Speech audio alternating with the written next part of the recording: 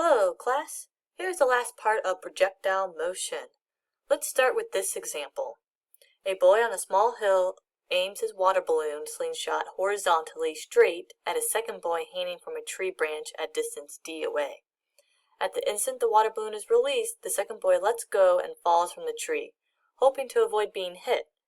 Show that he made the wrong move. He hadn't studied physics yet. Ignore air resistance. Since we're ignoring air resistance, the water balloon and the boy will fall at the same rate of acceleration of gravity. So as the boy falls, so does the water balloon. One definition to be aware of is range.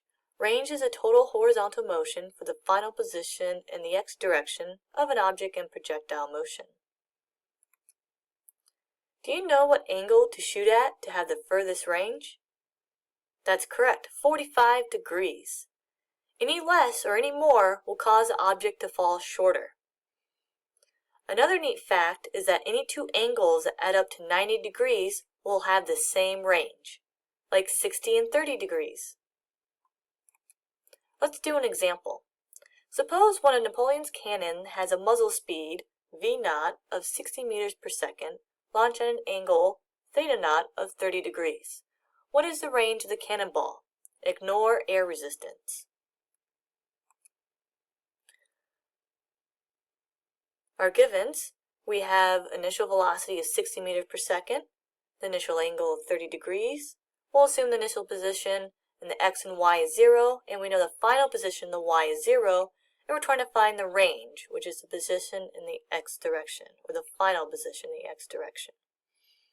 Now, first things first, we should rewrite the velocity vector into its components of x and y direction. So therefore we have vx0 equals v0 times cosine theta, and then y would be sine theta naught.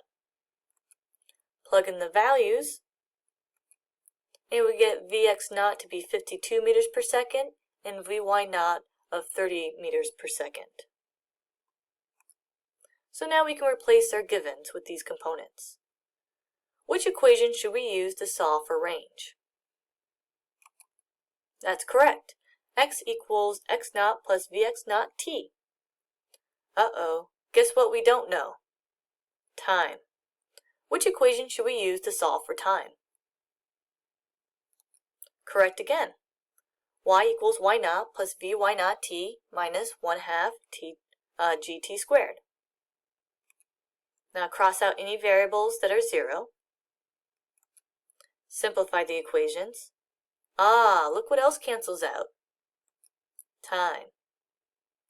Our equation reduces again. Then rearrange it to solve for time. Plug and chug, and we get 6.12 seconds. To solve for range, plug and chug again, and we get 318 meters as the total range. Okay, now your turn. Perform the same exact example, except do it with 60 degrees. Your range should also be 318 meters.